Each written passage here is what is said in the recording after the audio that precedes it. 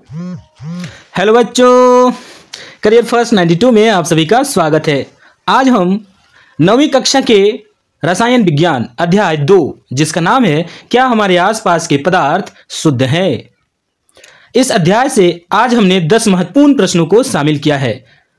अगर इससे पहले वाले एमसीक्यूज आप लोग नहीं देख पाए हैं तो प्लेलिस्ट में जाकर सभी एमसीक्यूज सीरियल वाइज देख सकते हैं। तो चलिए आज का क्विज शुरू करते हैं।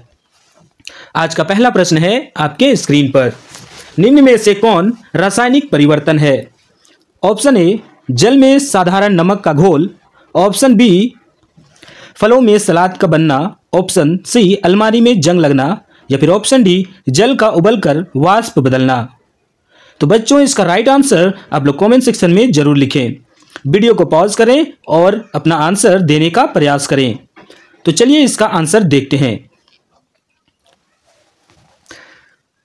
रासायनिक परिवर्तन क्या होता है? देखिए, परिवर्तन दो प्रकार के होते हैं। परिवर्तन दो प्रकार के होते हैं। एक होता है भौतिक परिवर्तन, भौतिक परिवर्तन, और दूसरा होता है रासायनिक परिवर्तन। रासायनिक परिवर्तन दो प्रकार के होते हैं। तो सबसे पहले समझना है कि भौतिक परिवर्तन क्या होता है। ऐसा परिवर्तन जिसमें कोई नया पदार्थ का निर्माण नहीं होता है उसे हम भौतिक परिवर्तन कहते हैं। जैसे एक पेपर को कैंची के द्वारा काटना, पेपर फाड़ना, ये सभी क्या है? भौतिक परिवर्तन है। बदले में हमें दूसरा पदार्थ नहीं मिलता है बल्कि कागज ही मिलता है, तो यह भौतिक परिवर्तन है। जैसे स्विच ऑन ऑफ करना, तो स्विच ऑन ऑफ जब हम करते हैं काम तो हो जाता है लेकिन उसमें परिवर्तन कोई दूसरा चीज नहीं मिलता है, सिर्फ ऑन ऑफ हम करते हैं तो वो भी क्या भौतिक परिवर्तन में है। सलाद काटना, अगर सलाद जैसे कुछ हम मूली, गाजर, टमाटर, इन सभी का अगर हम सलाद बनाते हैं तो काटने के बाद उनका शेप भले ही बिगड़ जाता है लेकिन वो फल ही रहता है, सब्जी ही रहता है। टमाटर, गाजर, ये सभी उसी अवस्था में रहते हैं, कोई नया पदार्थ नहीं बनता है। तो इसलिए फल से सलाद बनाना भी क्या है? फल का भी सलाद बनाना या सब्जी का सलाद बनाना क्या है? भौतिक परिवर्तन है। जल में साधारण नमक का घुलना, जल में साधारण नमक का घुलना, जैसे नमक है उसे हम घोलते हैं तो उसके बाद अगर फिर से वाष्पीकरण होता है तो बदले में फिर से हमें वापस नमक मिल जाता है। सभी जलवाष्प वापस उठते हैं तो हमें मिल जाता है। तो यहाँ पर अलमारी में जंग लगना क्या है? हमारा रासायनिक परिवर्तन है। ऑप्शन सी इसका राइट आंसर है। चलिए नेक्स्ट प्रश्न की ओर आगे बढ़ते हैं। निम्न में से कौन धातु है? Option A bromine, option B silicon, option C iodine या फिर ऑप्शन डी सोडियम। तो ऑप्शन डी इसका राइट आंसर होगा, ब्रोमीन। ब्रोमीन हमारा क्या है? अधातु है। इसमें ग्रुप 17 बाद की कक्षाओं में आप लोग पढ़ेंगे।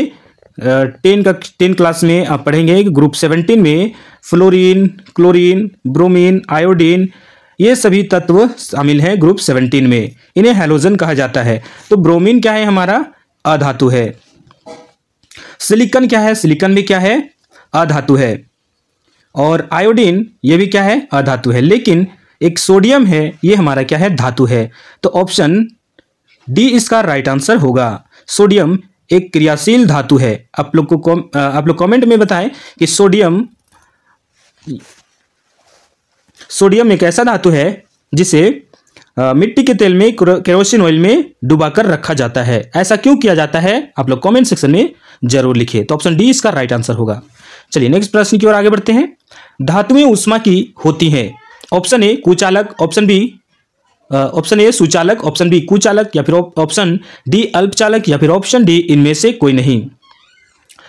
तो बच्चों सबसे पहले समझना है कि धातुएं क्या होती हैं। उष्मा के सुचालक होते हैं और विद्युत के भी सुचालक होते हैं, और अधातुएं इसके विपरीत होते हैं। कुछ एक्सेप्शंस हैं, अपवाद हैं, जैसे कि ग्रेफाइट, वे विद्युत का सुचालक होता है। यहां पूछा गया है धातुएं उष्मा की होती हैं, उष्मा की सुचालक होती हैं। ऑप्शन ए इसका राइट आंसर होगा। चलिए नेक्स्ट प्रश्न की ओर आगे बढ़ते हैं। कौन सी धातु कमरे के ताप पर द्रव होता है? ऑप्शन ए तांबा, ऑप्शन बी पारा, ऑप्शन सी ब्रोमीन या फिर ऑप्शन डी एल्यूमिनियम। कौन सी धातु कमरे के ताप पर द्रव अवस्था में होती है? तांबा यह धातु है जिसका संकेत Cu होता है, पारा Hg मरकरी, ब्रोमीन Br और एल्यूमिनियम L। तो यहां पूछा गया है कौन सी धातु कमरे के ताप पर द्रव होती है, तो ये सॉलिड स्टेट में होता है। ब्रोमीन हमारा अधातु है, ये लिक्विड स्टेट में होता है, अधातु है ये। और एल्यूमिनियम धातु है, ये सॉलिड स्टेट में पाया जाता है। लेकिन ये जो हमारा है पारा एक ऐसा धातु है जो कमरे के ताप पर द्रव अवस्था में पाई जाती है, जिसका प्रयोग हम डॉक्टरी थर्मामीटर वगैरह में करते हैं, या फिर जो मिस्त्री लोग होते हैं, ईंट पत्थर का जो काम करते हैं, लेब टाइल्स मार्बल का काम करते हैं, वे लोग सतह को प्लेन करने के लिए भी इसका प्रयोग करते हैं। टाइल्स बिठाने के लिए एक लेबल लगाते हैं, तो उसमें भी इसका प्रयोग किया जाता है। इस तरह का कुछ होता है जिसमें पारा भरा रहता है और बीच में उसे रखा जाता है, तो सतह क्या हो जाता है, प्लेन हो जाता है। तो इसका प्रयोग वहाँ भी किया जाता है और डॉक्टरी थर्मामीटर में भी इसका प्रयोग किया जाता है पारा का। तो पारा एक ऐसी धातु है जिससे जो कमरे के ताप पर द्रव अवस्था में होती है। तो बच्चों आप लोग कमेंट सेक्शन में ये बताएं कि कमरे के ताप से आप लोग क्या समझते हैं? कमरे की ताप, कमरे की ताप, या फिर इसे हम कहते हैं रूम टेम्परेचर, रूम टेम्परेचर। तो कमरे के ताप से आप लोग क्या समझते हैं, कमेंट सेक्शन में जरूर लिखें। तो ऑप्शन बी इसका राइट आंसर होगा। चलिए नेक्स्ट प्रश्न की ओर आगे बढ़ते हैं।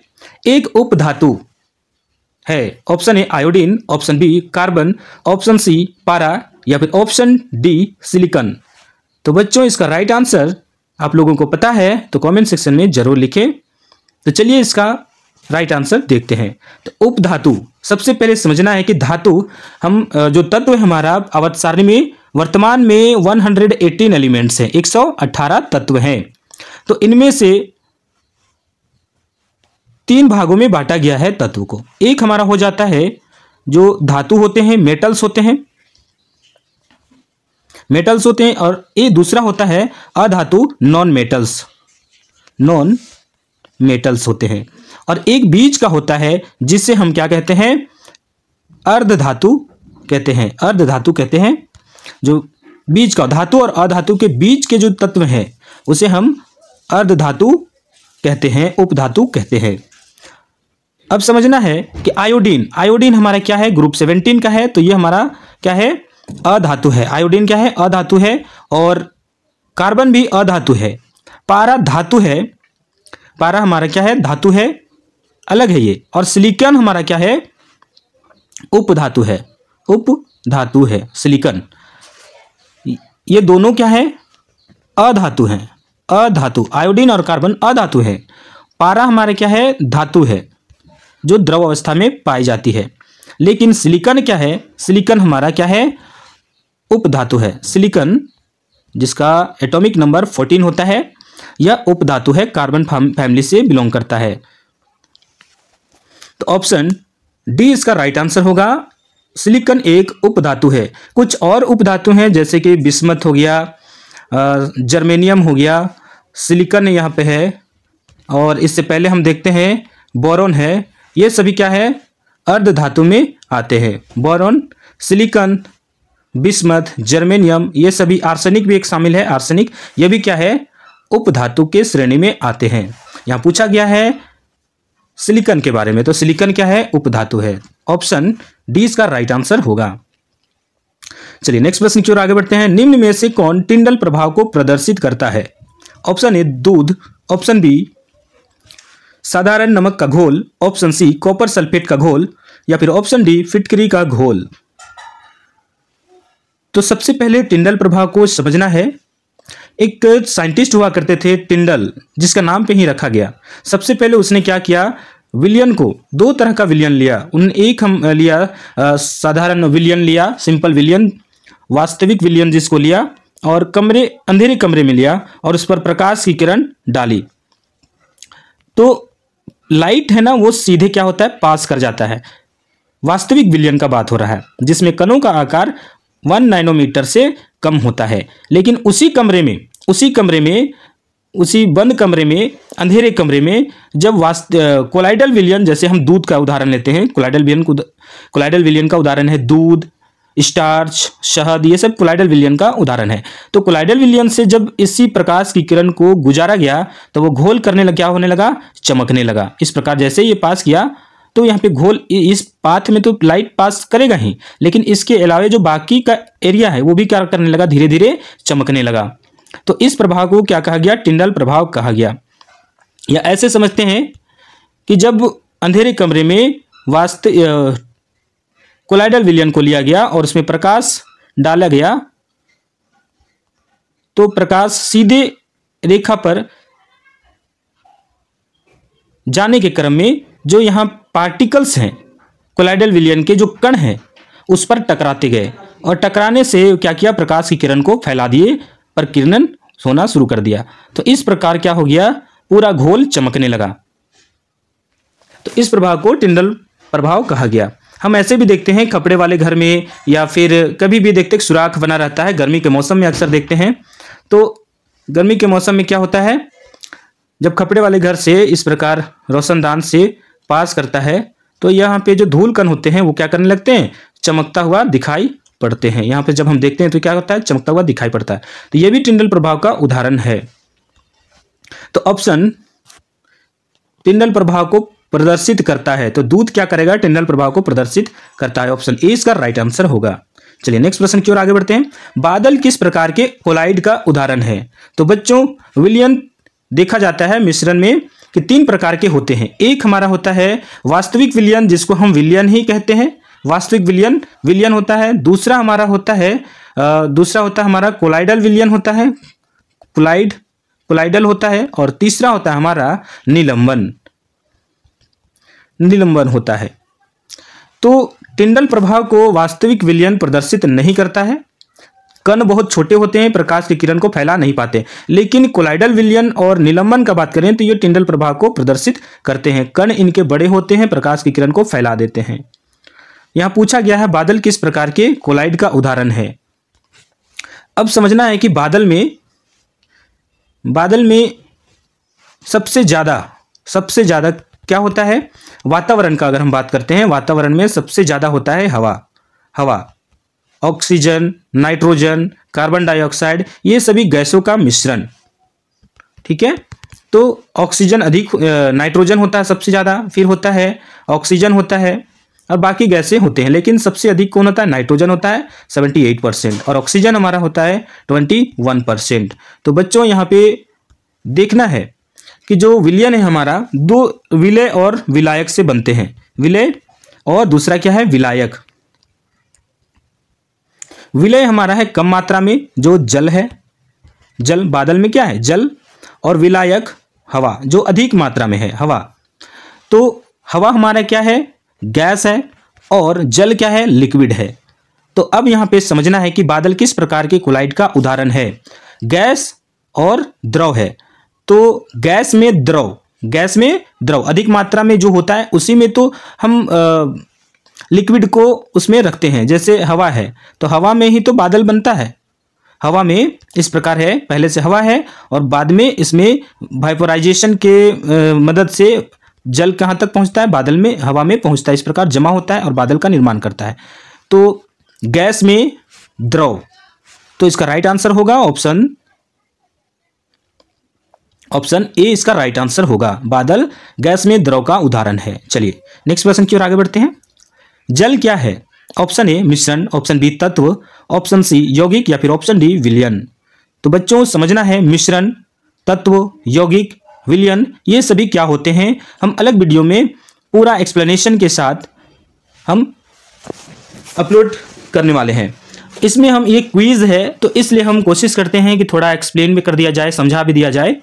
तो क्विज में बहुत लंबा हो जाएगा वीडियो, इसलिए हम कोशिश करते हैं थोड़ा सा समझाया जाए। लेकिन एक अलग वीडियो जब आएगा तो उसमें बेहतरीन ढंग से हम समझा पाएंगे और आप लोगों को ज़्यादा अच्छा भी लगेगा, समझ में भी आएगा। तो जल क्या है? जल मिश्रण है, तत्व है, यौगिक है, विलयन है। तो बच्चों जल का बात हो रहा है। जल का सूत्र क्या होता है? जल का सूत्र होता है H2O। और जल हमारा ये शुद्ध है, शुद्ध होता है। ये अलग बात है कि जल में बहुत सारे खनिज तत्व पाए जाते हैं, लेकिन सिर्फ हम जल का बात करते हैं तो जल हमारा मिश्रण है? नहीं, मिश्रण नहीं है। तत्व है? जी नहीं। जल जो है अलग अलग तत्वों से मिलकर बना है। जल में कौन कौन से तत्व हैं? हाइड्रोजन और ऑक्सीजन, ये दो तत्व मिले हैं तब जल का निर्माण हुआ है, तो ये भी तत्व तो नहीं हो सकते हैं। अब बात करते हैं विलयन का, तो विलयन में क्या होता है? मिश्रण में क्या होता है? दो अलग अलग पदार्थों का मिश्रण होता है। विलयन अलग अलग पदार्थों का मिश्रण होता है। समांगी मिश्रण होता है। समांगी मिश्रण, मिश्रण दो प्रकार के हैं, समांगी मिश्रण और विसमांगी मिश्रण या असमांगी मिश्रण हम कहते हैं। यहां पूछा गया है जल क्या है, तो ये विलयन भी नहीं है लेकिन यौगिक है। जल क्या है? यौगिक है। इसका फॉर्मूला होता है H2O और जल एक यौगिक है। एक निश्चित अनुपात में रासायनिक संयोजन द्वारा तत्वों के मिलने से यौगिक का निर्माण होता है, लेकिन मिश्रण के साथ ऐसा नहीं है। तत्व तो शुद्ध रूप होता है, तत्व किसी पदार्थ का शुद्ध रूप होता है, और मिश्रण किसी भी अनुपात में जब हम पदार्थ को मिलाते हैं तो मिश्रण तैयार होता है। जैसे अगर हमको कुछ मिक्सचर तैयार करना है खाने के लिए, जैसे होता है ना, हम लोग झारखंड में क्या अक्सर बात करते हैं झालमुड़ी, तो झालमुड़ी जब बनाया जाता है तो क्या होता है, अलग अलग एक कंटेनर में बहुत तरह के, जो बादाम हो गया, चना हो गया, और भी बहुत सारी चीज़ें होती हैं, उनसे रैंडमली क्या करते, मिलाया जाता है, उसमें मिक्स किया जाता है। तो एक तरह का मिश्रण है, तो उसमें तो कोई निश्चित मात्रा नहीं रखा जाता है ना, तो इसलिए वो मिश्रण है। लेकिन यहाँ पे यौगिक में क्या होता है कि निश्चित अनुपात में तत्वों को मिलाया जाता है तो रासायनिक संयोजन के द्वारा निर्माण होता है। तो जल क्या है? एक यौगिक है। ऑप्शन सी इसका राइट आंसर होगा। चलिए नेक्स्ट प्रश्न की ओर आगे बढ़ते हैं। निम्न में कौन निलंबन है? ऑप्शन ए गोंद, option B Coca Cola, option C soda जल, या फिर ऑप्शन डी धुआं। क्वेश्चन फिर से, निम्न में कौन निलंबन है?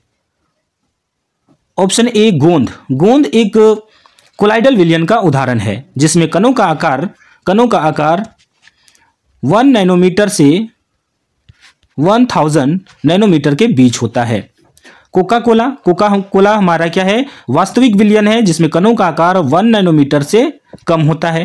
और सोडा जल भी क्या है? हमारा वास्तविक विलयन है, इसका भी 1 नैनोमीटर से क्या होता है? कम होता है। और धुआं है, धुआं क्या है? हमारा निलंबन का उदाहरण है। धुआं क्या है? निलंबन या सस्पेंशन का उदाहरण है। निलंबन जिसमें कणों का आकार होता है 1000 नैनोमीटर से अधिक, ज्यादा होता है, इसका साइज बड़ा होता है, इसलिए ये दिखाई भी पड़ते हैं। धुआं वास्तविक विलयन होता है तो धुआं जो कण है हवा में, जो धुआं है वो दिखाई नहीं पड़ता। जो धुआं है कार्बन है और भी तरह के चीजें हैं, तो धुआं में हवा है, हवा तो दिखाई देगा ही नहीं, लेकिन इसमें हवा में जो कार्बन मिक्स होता है, धुआं का अंश होता है ना, तो वो हमें दिखाई पड़ते हैं। और दिखाई इसलिए पड़ते हैं क्योंकि ये ठोस हैं। तो धुआं यानी गैस में ठोस, गैस में सॉलिड का उदाहरण है धुआं। गैस में क्या है? सॉलिड, इसलिए हम सॉलिड, इसलिए धुआं दिखाई पड़ता है। धुआं का जो कण है सॉलिड है, ठोस है, इसलिए वो दिखाई पड़ता है। तो ऑप्शन डी इसका राइट आंसर होगा। निलंबन, धुआं, निलंबन, निम्न में कौन निलंबन है? तो धुआं क्या है? निलंबन का उदाहरण है। गोंद वास्तविक कोलाइडल विलयन का उदाहरण है। कोका कोला और सोडा जल वास्तविक विलयन का उदाहरण है। लेकिन धुआं हमारा क्या है? धुआं है हमारा निलंबन का उदाहरण है। तो ऑप्शन डी इसका राइट आंसर होगा। चलिए नेक्स्ट प्रश्न की ओर आगे बढ़ते हैं। सोडियम अमलगम क्या है? ऑप्शन ए यौगिक, ऑप्शन बी तत्व, ऑप्शन सी मिश्रण, या फिर ऑप्शन डी अपरूप। तो बच्चों सबसे पहले यहां पे समझना है कि अमलगम क्या होता है।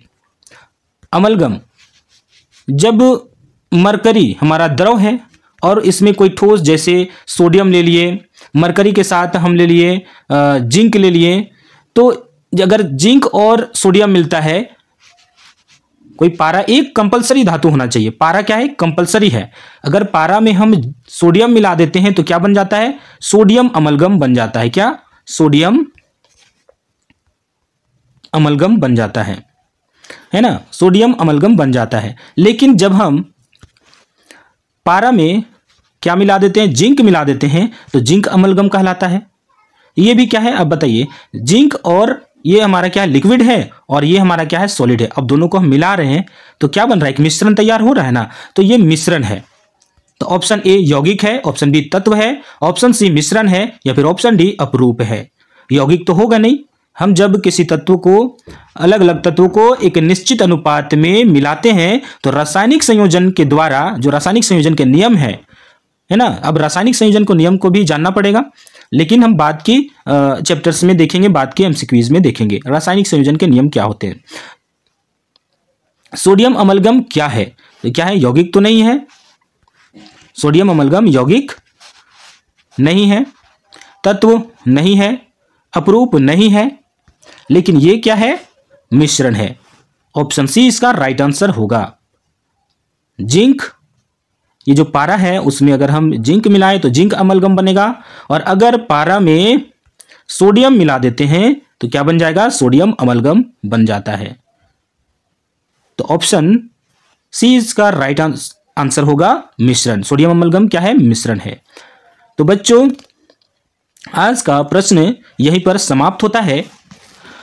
टोटल इस अध्याय से हमने 50 प्रश्न को अपलोड कर दिया है। आप लोग सीरियल वाइज सभी एमसीक्यूज देख सकते हैं। अब इस अध्याय से संबंधित लेक्चर अपलोड होंगे, एक्सप्लेनेशन होंगे, आप लोगों को समझ में और अच्छा से आएगा। पहले हम क्विज इसलिए अपलोड कर दिए ताकि जब हम एक्सप्लेनेशन करें तो आप लोग क्विज भी आकर देख पाएं। सारे क्विज अपलोड किए रहेंगे तो आप लोगों को बहुत आसानी होगा।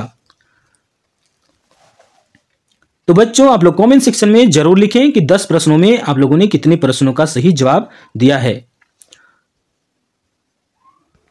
चलिए तो मिलते हैं नेक्स्ट क्विज में। तब तक के लिए पढ़ते रहिए। जय हिंद, जय झारखंड।